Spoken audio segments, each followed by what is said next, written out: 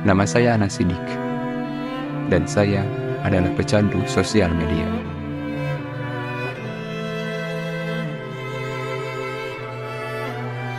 Sudah sejak 10 tahun terakhir, saya aktif dalam bermedsos.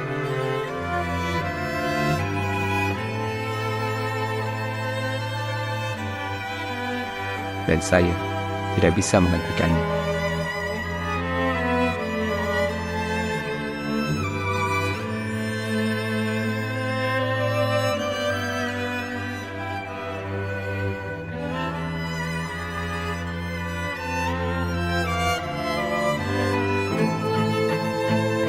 Melalui dokumenter ini, saya ingin berbagi pengalaman dalam upaya menghentikan ketergantungan di dunia maya.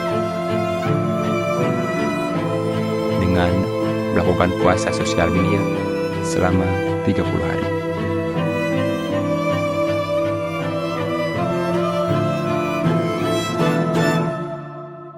Untuk itu, selamat datang di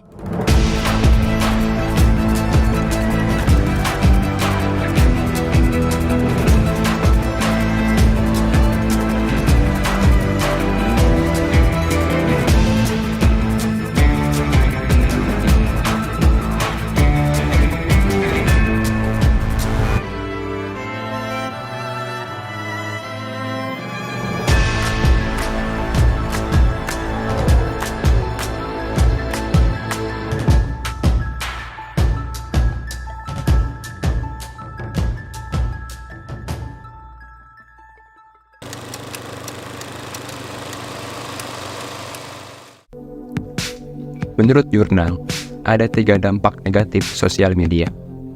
1. Jadi membandingkan hidup kita dengan orang lain. Yang kedua, kita jadi haus atensi dan perhatian orang lain.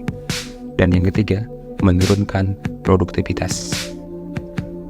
Dan saya benar-benar merasakan ketiga hal tersebut. Selain itu, sosial media telah merenggut sebagian besar waktu saya. Tenggelam dalam fana dunia maya. Jari tak berhenti menggeser ke atas dan ke bawah, hingga saya lupa bahwa saya hidup di dunia nyata. Menurut laporan We Are Social, tercatat sebanyak 139 juta identitas pengguna sosial media di Indonesia per Januari 2024. Jumlahnya setara 49,9% dari total populasi nasional.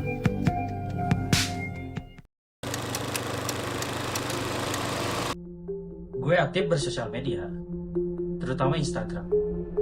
Tapi postingan gue nol. Dan foto profil gue gak ada. Saya senang sekali bermedsos. Saya bisa menghabiskan seluruh waktu saya untuk melihat postingan-postingan orang lain, terutama tentang gunung atau alam. Semenjak saya bermain sosial media, entah mengapa saya jadi lebih sering merasakan insecure, seperti tidak memiliki kepercayaan diri dalam hidup saya. Karena gue ingin terlihat misterius dan eksklusif.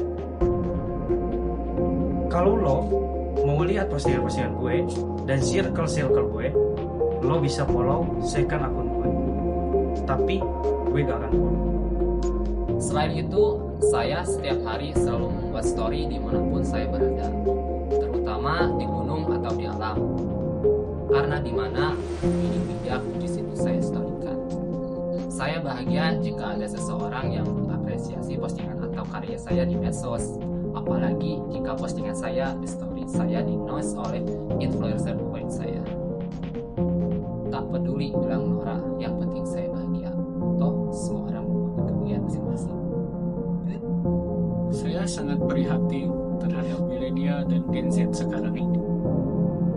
Karena menurut data, sebanyak 65% penduduk Indonesia yang beragama Islam tidak bisa membaca Al-Quran. Setiap saya memposting sesuatu di media sosial, saya selalu merasa bahwa orang-orang akan tidak menyukai postingan saya. Dan saya takut disebut alay atau norak. Akhirnya, saya pun menghapus kembali postingan saya di media sosial. Banyak para remaja yang kecanduan menggunakan sosial media tanpa mengenal waktu, sehingga menurunkan produktivitas dan rasa sosial di antara mereka pun berkurang. Apalagi terhadap kewajibannya sebagai umat yang beragama. Dan saya tahu, kalian semua terakhir ngaji itu pasti 2014 kan? Saya memutuskan untuk melakukan detox sosial media atau puasa sosial media selama 30 hari untuk membuktikan apakah saya benar-benar ketergantungan dan apakah saya akan tersiksa jika saya berhenti dari kebiasaan ini. Hal yang pertama kali harus dilakukan untuk memulai puasa sosial media tentu saja dengan menghapus semua sosmed yang ada di handphone saya, terutama Instagram, karena 90% teman-teman saya bermain Instagram. Dan jelas, sosial media yang sering saya buka juga Instagram. Yang main Twitter mungkin cuma 5%. Itu juga paling dipakai oleh teman saya si Joni untuk nge-tweet kata-kata kasar jika Persib atau Arsenal kalah. Dan sisanya Facebook. Sering dipakai oleh teman saya si Niki untuk jual beli spare part motor. Di minggu pertama saya melakukan puasa sosial media, saya memutuskan untuk kembali berolahraga setelah sekian lama, seperti lari dan sedikit melakukan angkat beban. Saya mencoba menyibukkan diri saya dengan melakukan kegiatan yang minimal bermanfaat dari hanya scroll sosmed seharian. Selain itu, saya juga mencoba untuk membiasakan diri saya untuk memulai membaca buku, agar wawasan saya bertambah, seperti membaca novel, membaca buku pelajaran, sampai kamus bahasa Inggris. Tentunya agar skill saya ini bertambah ya. Tekan itu lalu pergi blok.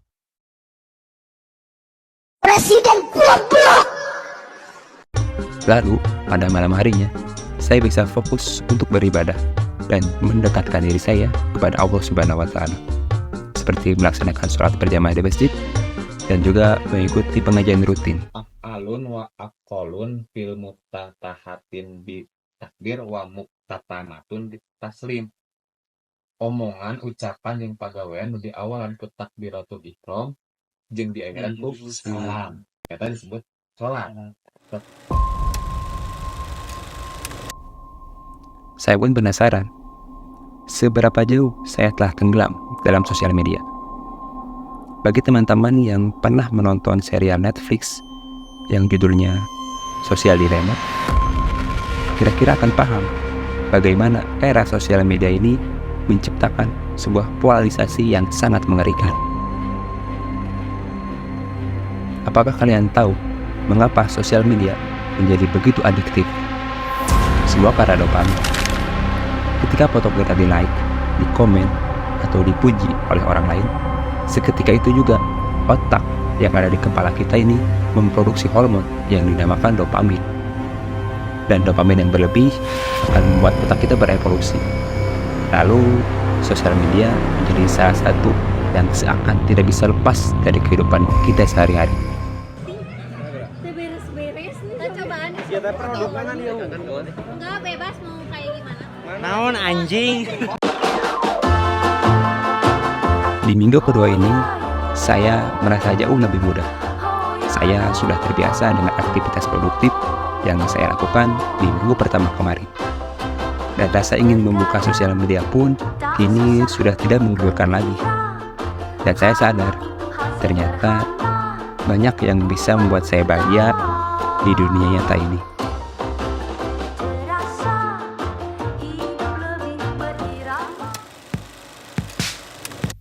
Menurut saya, detox sosial media ini juga bisa menjadi obat ampuh bagi kalian yang sedang patah hati karena perpisahan atau cinta kalian yang ditolak oleh sang pujaan hati. Seperti terima kasih sebelumnya. Tapi aku bingung. Aku ngerasa nyaman sama kamu dan kita nyambung saat ngobrol. Tapi untuk ditanya perasaan lebih dari teman, jujur, untuk saat ini belum ada. Maaf ya. Masih ku sirami bersamamu dalam pot itu hampir setiap hari sesuai. Cinta itu simple, yang rumit itu orang-orangnya. Mereka buat rumit, mereka buat alur, mereka buat drama, mereka buat acting seolah-olah cinta itu rumit padahal cinta itu mudah. Tinggal kita membukakan hati kita untuk orang yang kita sayang sudah clear. Salah satu cara yang bisa kita lakukan untuk menghilangkan rasa galau, sakit hati, gusar, dan lain sebagainya adalah dengan cara menghentikan segala distraksi yang berhubungan dengan orang yang menyakiti kita tersebut. Dan semua itu bisa kamu mulai dengan cara detox sosial media, di mana kamu bisa beristirahat sejenak dari sosial media demi menenangkan dan merehatkan pikiran kamu. Setelah 30 hari melakukan detox atau puasa sosial media, banyak hal baik yang saya rasakan dalam hidup, baik secara fisik maupun psikis. Secara emosional, saya jadi lebih stabil, dan secara pikiran pun saya jadi lebih tenang dari sebelumnya. Lalu pertanyaannya, apakah saya akan tetap bermain sosial media? Jawabannya, iya. Karena dari banyaknya hal negatif dalam bersosial media, tentu masih banyak manfaat yang bisa kita dapatkan. Dan pastinya setelah ini saya akan semakin bijak dalam bersosial media, dengan lebih menghargai waktu dan peduli terhadap diri saya sendiri ataupun orang yang ada di sekitar saya. Intinya, saya jadi lebih bisa menghargai hidup. Untuk itu, bersosial medialah dengan bahagia. Lakukan apa yang kalian suka, karena sejatinya kehidupan kita di dunia nyata lebih bermakna dari hanya sekedar unggahan dan caption yang terlihat bahagia di dunia maya.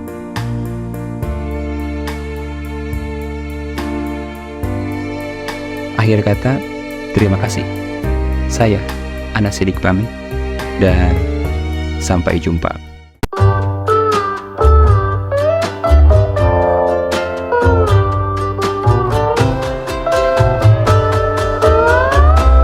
Bengawan Solo,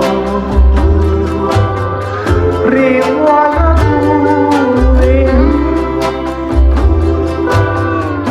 sedari dulu jadi perhatian insan. Musim kemarau